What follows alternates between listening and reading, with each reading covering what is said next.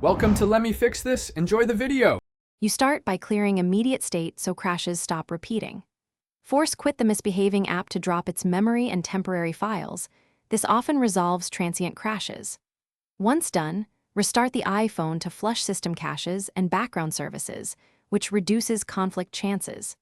Then make sure both iOS and the app are updated because developers fix stability bugs in updates and iOS updates patch system-level crashes. These quick steps remove simple causes, so you can move on to deeper diagnostics if needed. Now you dig deeper to address persistent crashes. First, check storage and free up space. Apps and iOS need headroom. Aim for at least 10% free to avoid cache failures. Next, reset targeted settings like network reset if connectivity triggers the crash, or all settings only when settings corruption seems likely.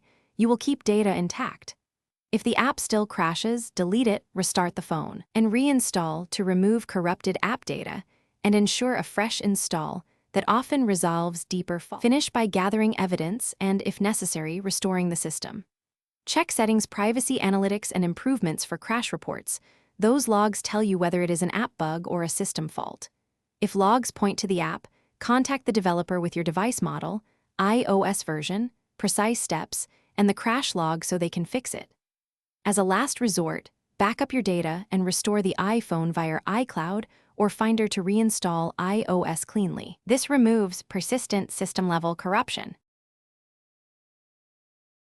Thanks for watching. If you found this helpful, don't forget to like and subscribe.